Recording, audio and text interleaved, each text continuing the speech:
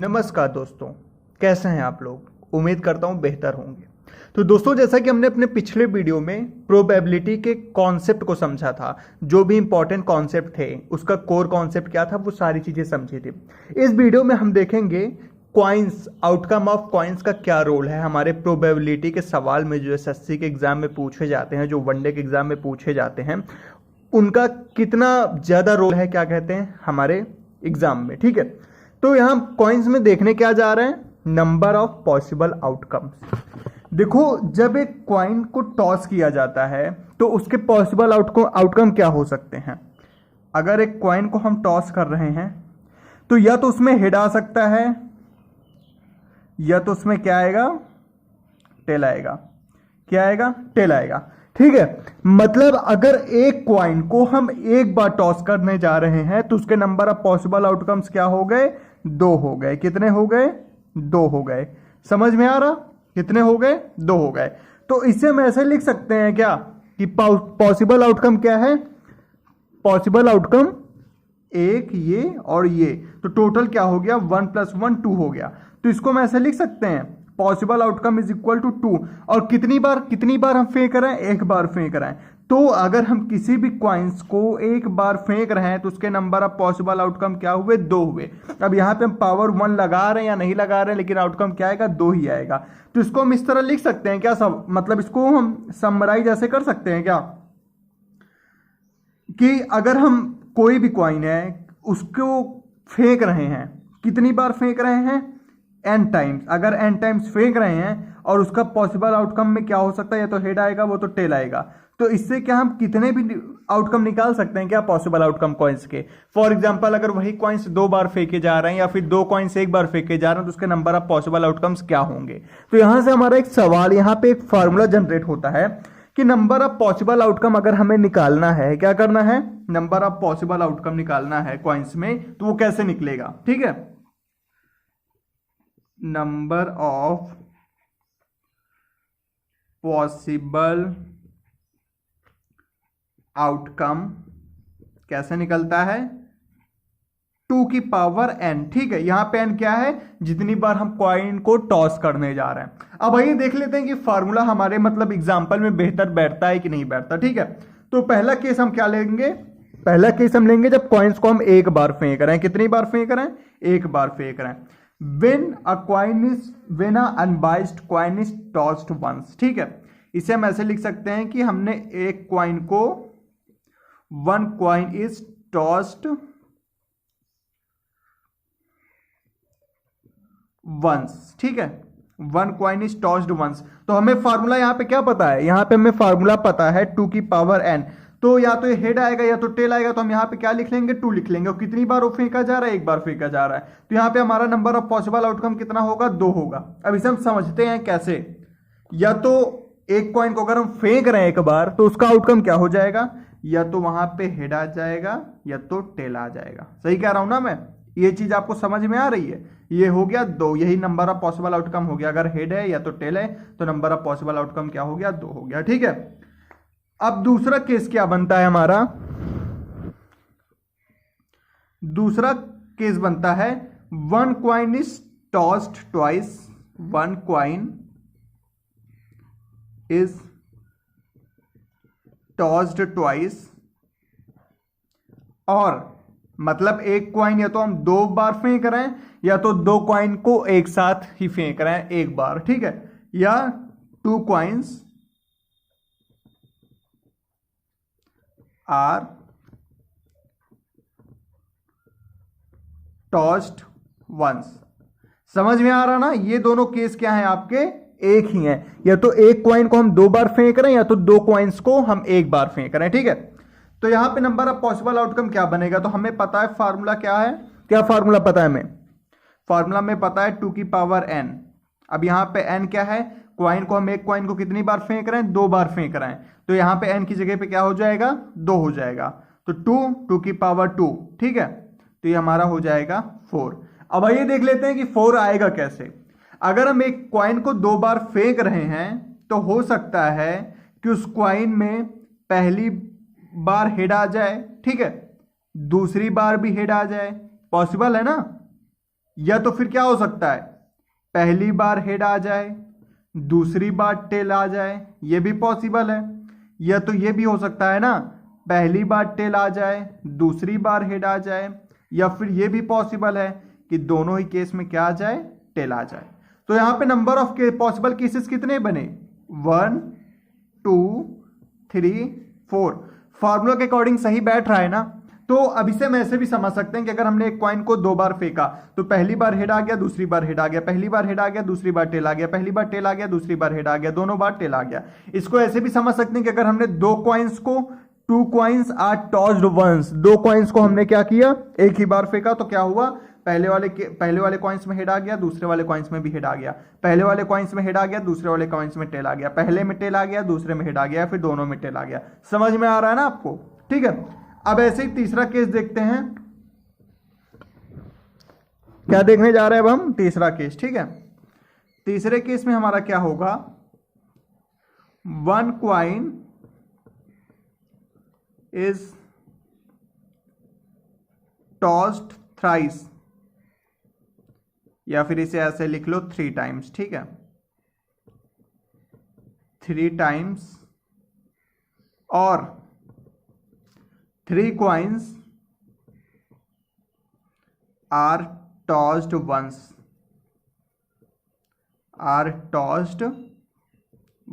ठीक है। अब यहां पे नंबर ऑफ पॉसिबल केसेस क्या होंगे अकॉर्डिंग टू फार्मूला, 2 की पावर n, एन हमारा यहाँ पे क्या हो जाएगा 3, तो नंबर ऑफ पॉसिबल आउटकम क्या बनने चाहिए 8। अब देखो जो 3 के केस में होता है तो लोगों को इसके पेयर बनाने में बहुत डिफिकल्टी आती है कि कैसे करें, पहले में हेड आएगा दूसरे में टेल आएगा, कैसे करेंगे।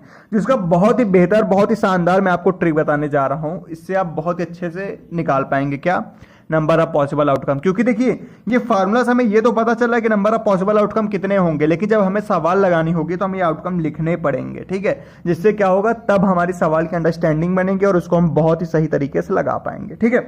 तो नंबर ऑफ पॉसिबल आउटकम में देखो, पहले अगर नंबर ऑफ पॉसिबल आउटकम कितना बनता है, 8 बनता है। तो हम यहाँ पे इसको कैसे लिख सकते हैं, इसको हम लिख सकते हैं, इसको हम यहाँ इस साइड देख ले रहे हैं, नंबर ऑफ पॉसिबल आउटकम कितना, चलो मैं आप फिर से लिख लेते हैं ना, तीसरा वाला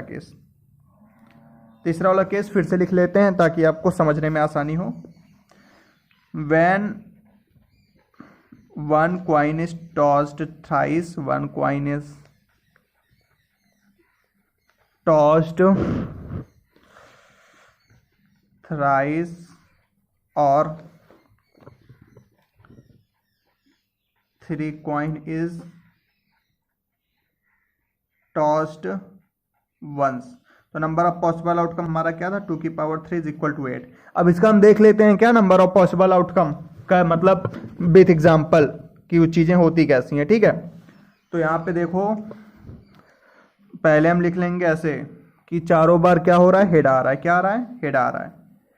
ऐसे एक बार हेड आया, फिर टेल आया, फिर हेड आया, फिर टेल आया, फिर हेड आया, फिर टेल आया, फिर हेड आया, फिर टेल आया। कितना हो गया, 1 2 3 4 5 6 7 8, ठीक है। अब उसके बाद हम फिर क्या लिखेंगे, फिर लिख लेंगे कि हेड 2 बार हेड आया, 2 बार टेल आया, फिर 2 बार हेड आया, 2 बार टेल आया, ठीक है। और चौथी बार हम क्या लिख लेंगे कि 4 बार हमारा साथ में हेड आ गया और फिर ये टेल आ गया। ये मैं ट्रिक आपको बता रहा हूं कि आप कैसे पूरे 8 आउटकम निकालेंगे, ठीक है, 6 7 8। तो यहाँ पे पॉसिबल क्या हो सकता है कि जब हमने तीनों कॉइन्स को फेंके तो हो सकता है तीनों कॉइन्स में हेड आ जाए, या पहले में हेड आ गया, दूसरे में हेड आ गया, तीसरे में टेल आ गया, या तो फिर हेड टेल हेड, ऐसे करके हमारे जितने भी पॉसिबल आउटकम बनेंगे वो आपके पास सारे हैं। तो चलिए एक इससे रिलेटेड न्यूमेरिकल देख लेते हैं जिससे कि हमारा कॉन्सेप्ट और अच्छा बेहतर हो जाए, ठीक है।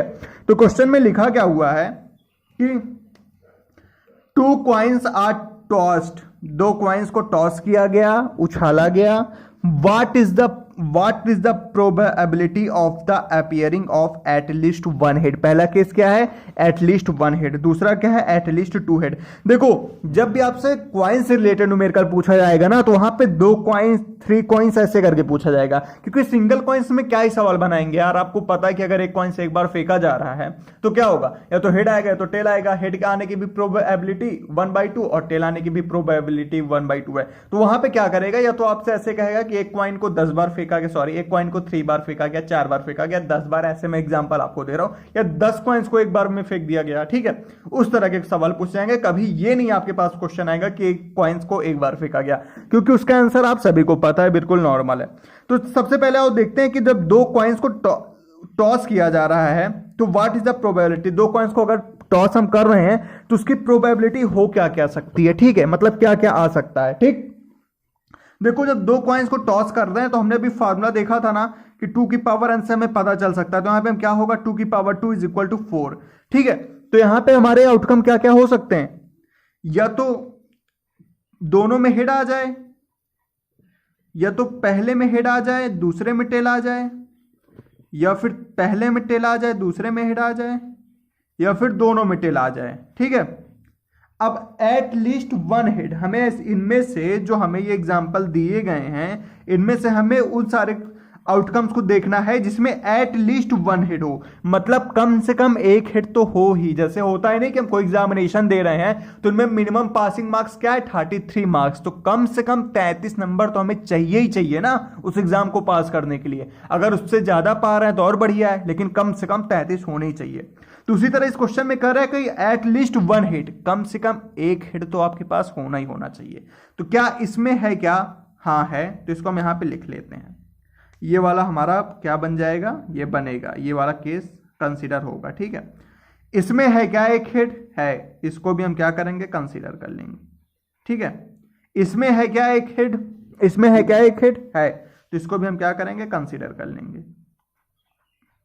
इसमें है क्या एक हेड, नहीं है, मिनिमम एक हेड की रिक्वायरमेंट है ही है, लेकिन इसमें नहीं है तो इसको हम नहीं लेंगे। अब देखो प्रोबेबिलिटी ऑफ गेटिंग 2, इसको हम ऐसे लिख सकते हैं प्रोबेबिलिटी ऑफ गेटिंग 2, यहां पे नंबर ऑफ पॉसिबल आउटकम, इसको हम पूरा फार्मूला लिख लेते हैं जिससे आपको एक बार क्लियर हो जाए, फार्मूला रिवाइज हो जाए, ठीक है। क्या होगा प्रोबेबिलिटी का फार्मूला, हाँ याद है ना आप लोगों को, चलो कमेंट बॉक्स में लिखो, लिख लिए, आई होप कि आप लोगों ने कमेंट बॉक्स में लिख लिया होगा, ठीक है।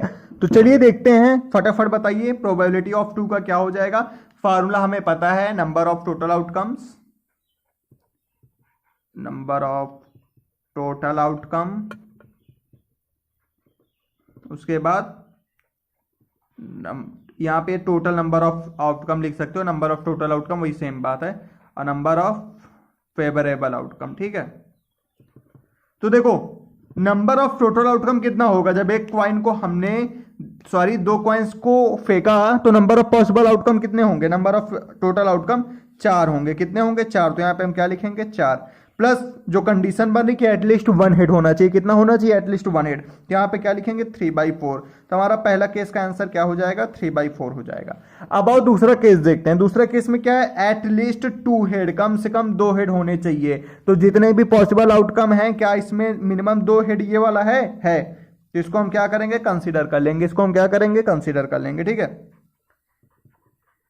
अब उसके बाद क्या इसमें 2 हेड है, नहीं है, कट्टम कुट्टम। क्या इसमें 2 हेड है, नहीं है, कट्टम कुट्टम। क्या इसमें 2 हेड है, नहीं है, कट्टम कुट्टम। तो फिर से वही फार्मूला लगेगा, प्रोबेबिलिटी सॉरी यहां पे हमने लिख दिया प्रोबेबिलिटी ऑफ गेटिंग 2, यहां पे ये नहीं होगा, sorry probability of at least 1 head है, तो यहां पे इसको ऐसे हम लिख सकते हैं कि मिनिमम जो हमें हेड चाहिए एक हेड चाहिए ही चाहिए, ठीक है। प्रोबेबिलिटी ऑफ हेड कितने होने चाहिए, एट लीस्ट 1 हेड होना ही चाहिए, मतलब उससे ज्यादा हो सकता है, ठीक है, लेकिन उससे कम नहीं होना चाहिए। अब यहां पे क्या है प्रोबेबिलिटी ऑफ हेड ही निकालना है हमें, लेकिन कितना होना चाहिए एट लीस्ट 2 हेड, मतलब ये जो हेड होना चाहिए ये जो हेड होना चाहिए ये 2 से बराबर होना चाहिए या फिर 2 से बड़ा होना चाहिए, ठीक है, 2 से बराबर या 2 से बड़ा होना चाहिए, ठीक है।